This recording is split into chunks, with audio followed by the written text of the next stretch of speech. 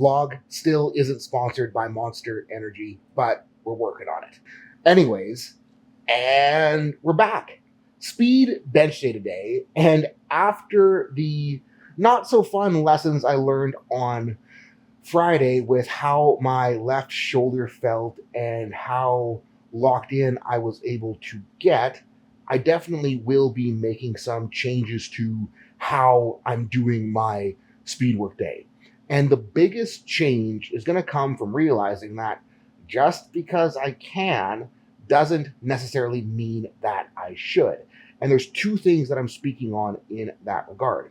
Number one is how I'm actually doing the speed benches themselves. And like when I got to the point where the pec could tolerate the band, I got really excited and wanted to put a band on my speed work basically as soon as I could. And what I've realized is after the last Tuesday speed bench, some of the previous days, that putting the band on is kind of putting me into a bit of a wonky position. And if I want to get carryover back to my comp bench and I want to get carryover back to my comp groove, I should be just benching with straight weight for now until I can manage that groove better. And then maybe I can start thinking about putting the band back on. The other thing I'm going to be changing with the speed work itself is, again, related to maintaining that comp groove. I've been changing grips every set. What I'm going to do today, I'm just going to run comp grip just so I can make sure that comp grip is locked in, comp grip feels good, and I know how to create tension inside of that comp grip. The other big change I'm going to be making today is that instead of running dips, I am going to go back to a push-up variation. Now, the dip can arguably be a better shoulder training stimulus, but the big caveat to that is that if you want a dip to be beneficial for shoulder health, your dips need to meet the minimum requirements. Your shoulders need to meet the minimum requirement for a dip to then be beneficial to shoulder health. And after last week, I realized that my shoulders have not yet hit that minimum requirement. So push-up variations it is. So that's what I got. Let's get warmed up and get rolling. And I just remembered in the comments of the last vlog, someone was asking what isometrics I did for subscap and serratus. For serratus, it's pretty easy. Just two hands on a bar up like this. Gonna set lats down, set scaps down. And then what I'm doing is I'm gonna try to pull back with my right arm and try to push forward into protraction with my left. I'm just gonna hold that. And then I'm gonna alternate the other direction to get serratus on the other side. So left is pulling back, right's pushing forward. And then you can just do a couple rounds each direction, try to get that thing primed and ready to go. For subscap, for internal rotation, all I do is I just find something I can plant my hand on, I get my elbow out, and I just try to contract into IR and try to like shove my scap forward as I'm doing this, try to minimize pec contraction, try to minimize lat contraction, and that's a decent way to get a little bit of subscap into it. But about to start work sets now, gonna run 10 triples at 205, and I'm not gonna push rest times. I'm not going to try to push the bar as hard as I can. I'm going to try to be as perfect as I can with intent because slow is smooth and smooth is fast. Also going to put some music on so y'all don't think I'm lifting in a library.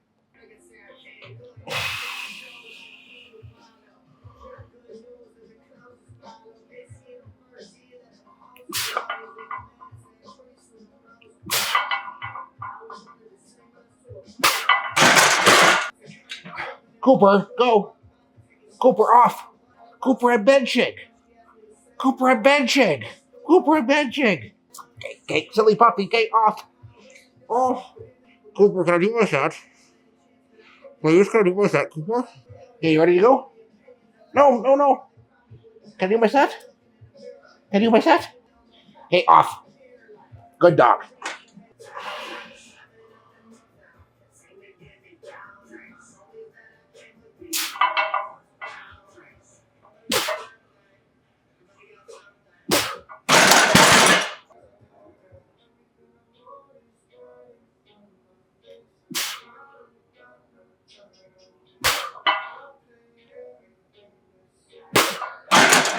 Really stoked that I made this call for today. And two things that are going to be very important that doing that set allowed me to re-figure out, just because I was in the same pattern, same position, same grip, same setup every single time.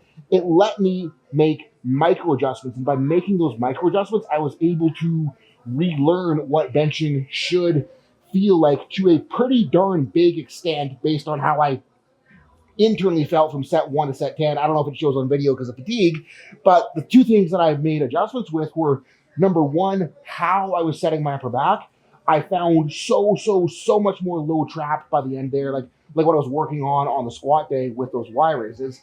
Number two is I remembered how far I have to pull the bar out, or at least like how much further I can pull the bar out with the lats when the low traps are engaged well. And in doing that, it made the eccentric feel so much less sketchy, made the bottom end feel so much more solid, and made the reversal feel so much more assertive. So I am super stoked with that. And kind of what this comes back to is that if you are someone who is struggling with a lift just feeling off, stop making major changes every session. Stop making major changes every set. Stop making major changes every rep. Because if all you're doing is like your squats feel bad and you're going from narrow to wide to toes out to toes in and you're just changing something huge every single time you squat, you're not giving your body a chance to get used to anything. Like feeling in the groove, feeling locked in is in part going to be doing what I was doing today and trying to perfect what I had. But the bigger part of that is going to be giving yourself something that your body is familiar with that you can then build off of. So if you do feel lost in a lift, just stick with the thing that seems like it's working at least okay, and then ride it out until it starts to feel more connected. And then once it starts to feel more connected, then you can start thinking about making tweaks to it, but only after it does start connecting. Anyways, undecided on what I'm going to do for my secondary yet. It's going to be one of two things. I just don't know which order I want to do those two things in. So let's skip to the next cut to find out. Priorities 1 out, and like asking myself what needs more work right now. Like, yes, my triceps are still way behind where they were when I was my strongest, but my upper back and my ability to stabilize the bench is way more behind. So back to those wide grip feet ups. I made the rack height way too low, but whatever. We're here.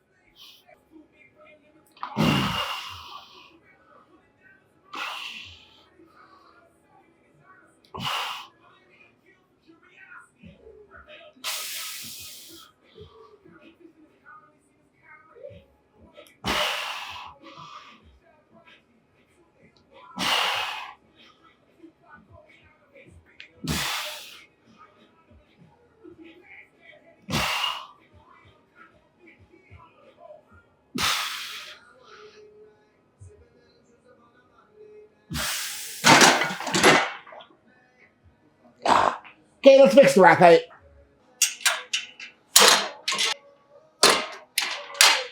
So other than the unrack there, those felt nasty exactly where I wanted them to. And the thought is that as long as I keep running the incline dumbbells on my heavier day, that should at least keep the upper pec going until it is no longer a blatant weak point. That'll let me focus on these on this day to keep dialing in the lat lock and the upper back. And those should work together to make me a less terrible bencher by the time the meet rolls around. Fingers crossed. And like, what I want you guys to see here is, as I'm getting set, like, watch the rib cage lift as I'm setting my lats. Like, that's what you need to be creating when you're unracking your bench, is that rib cage lift from the lats alone, and then do your best to maintain that through the unrack. Like with your feet up, it won't be possible to totally maintain it, but you at least want to try.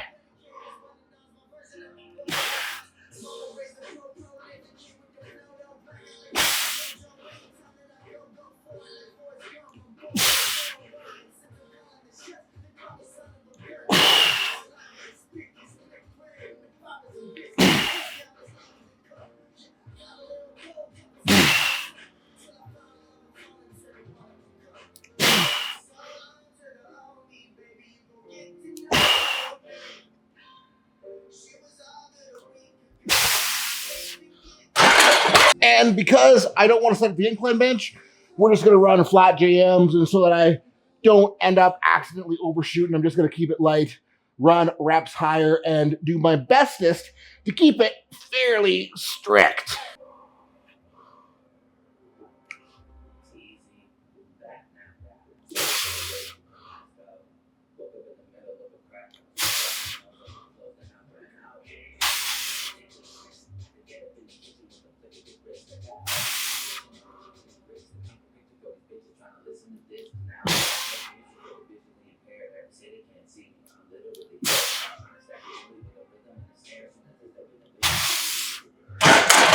I had someone in my Instagram comments asking me if I ever go deeper on JMs, try to touch my neck for more of a stretch. And like, no, because I can't. Like, this is as far as my arm bends. Like, I can't get any further because shit is running into itself. And if you can touch your neck on a jam press, like, you need arm work more than I do.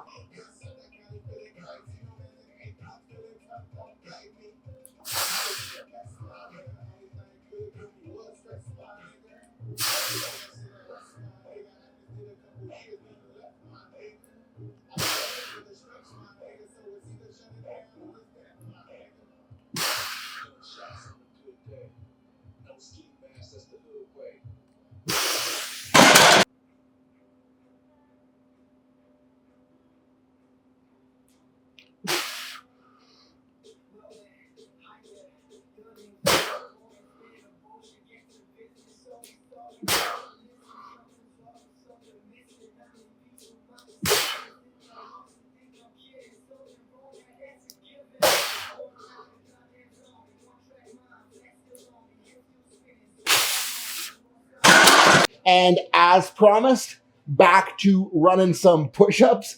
This is where Miana had the band set up. Feels a little bit scary, so hopefully I don't die. No promises.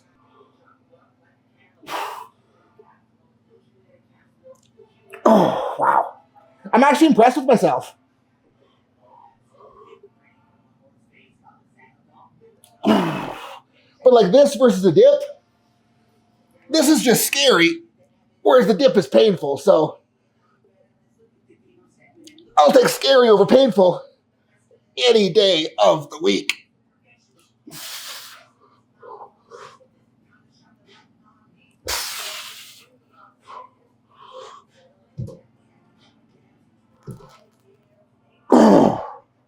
Wow.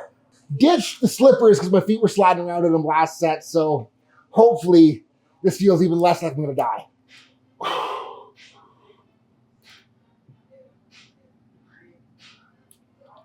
Slightly better.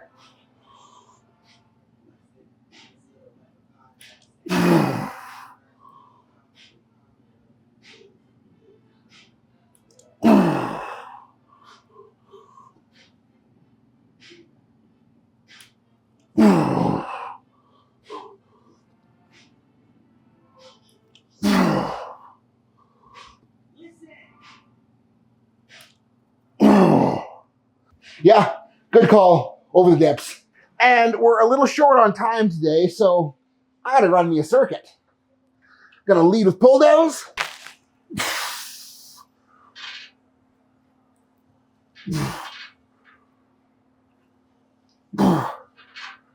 And then we're gonna drop the weight and try not to trip. And then gonna move the camera. And then now we're gonna go into push downs.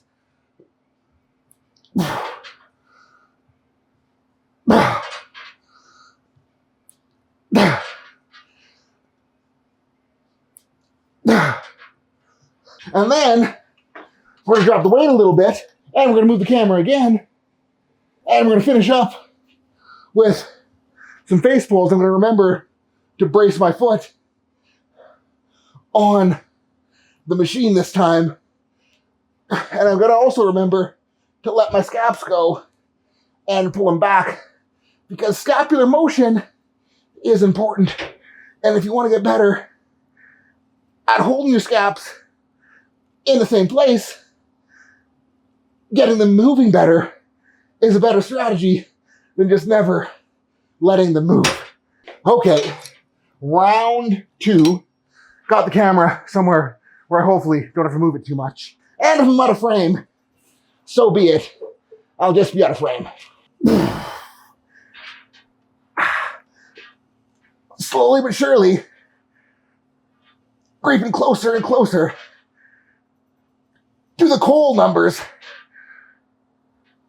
on pull downs. Back in for push downs. I think I gave myself less than last time, which is okay, because last time was pretty heavy. Not going to drop the weight this time for face pulls. Oh, I'm really out of frame. What I was saying before I realized I was so out of frame, not going to drop the weight on face pulls because the first one was far too light.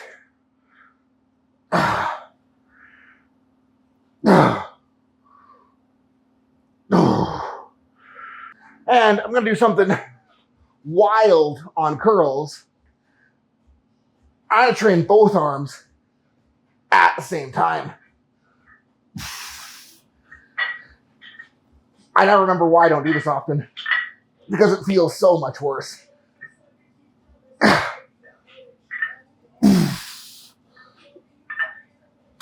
And then I'm going to superset the regular curls with hammer curls to save myself more time.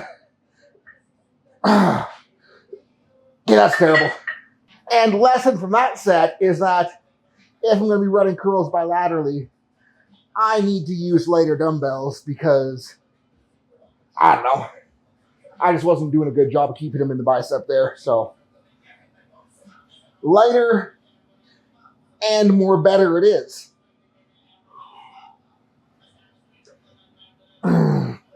Remind me to never do bilateral curls again, guys. I don't know, maybe not never, but I need to do them every once in a while to remember why I don't do them.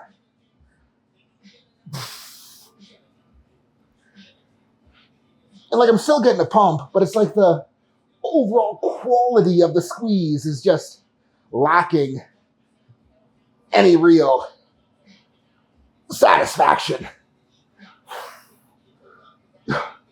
Hammers do feel a lot better with the light dumbbell though.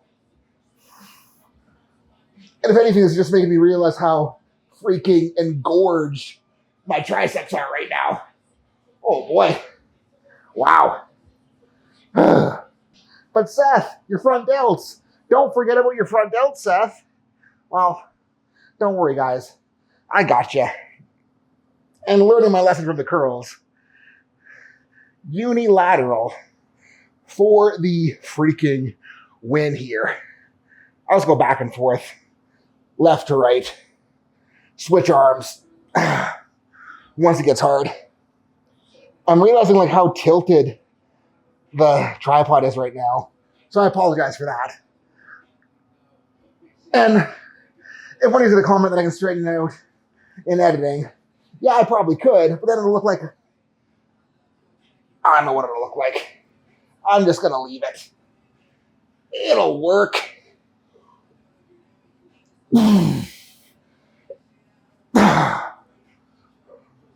Hooey.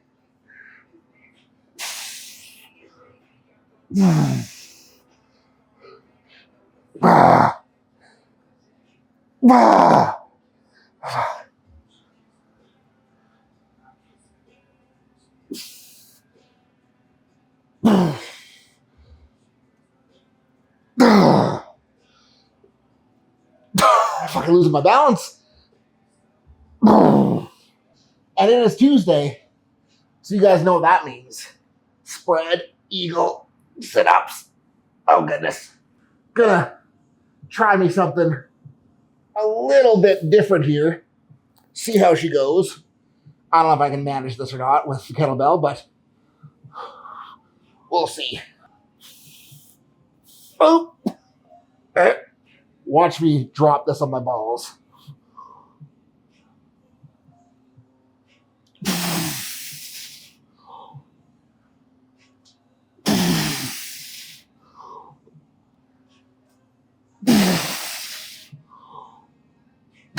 I'm just doing it down here. That's far too frightening.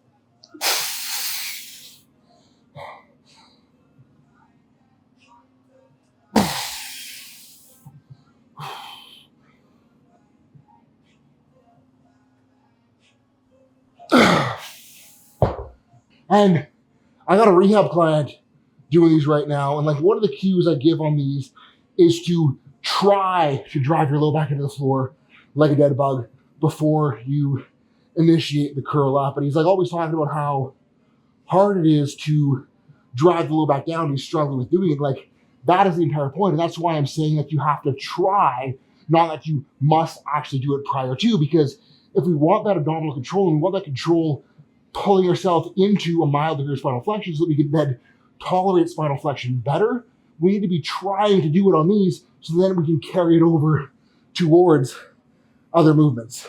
All right, last one. Strong adductors, strong hip flexors, strong abs.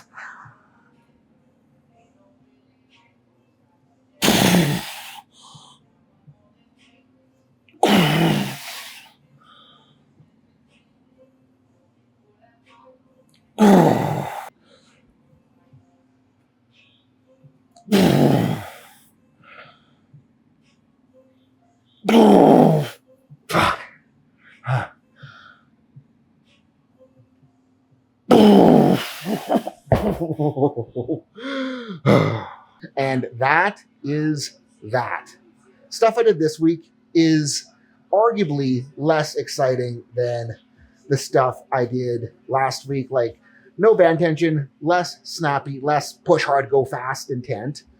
But the stuff I did this week, even if it is more boring in execution, I know that it's going to do a better job of pushing me to where I need to be. And that in itself is exciting. And like, training should be fun, but it doesn't need to be flashy to be fun. It doesn't need to be exciting and new and adventurous to get you fired up to train. And for myself, like, the most exciting part about coming to the gym and going to the basement, I guess, and just training is asking myself the question, am I able to do what's necessary today? And if I can do what is necessary, the fact that I did what was necessary to improve, that is what gets me excited, and that's what gets me fired up, and that's what keeps me coming back, because there's going to be some days where you don't know if you're going to be able to do what's necessary.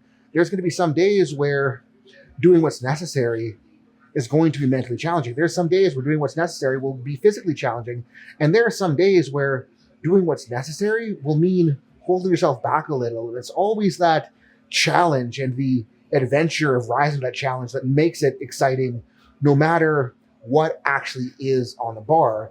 And if you can get yourself to that point where the challenge of doing what's necessary is what's driving you, it becomes a very, very, very cool place to be, because motivation becomes almost limitless. So that's what I got for you guys tonight. Thank you so much for sticking around. Thank you so much for watching. Thank you so much for clicking that like and subscribe button. And thank you so much to everyone who has been leaving awesome comments on everything. Appreciate you guys so much. I got to hurry up and get my ass to a dinner, so have a good night.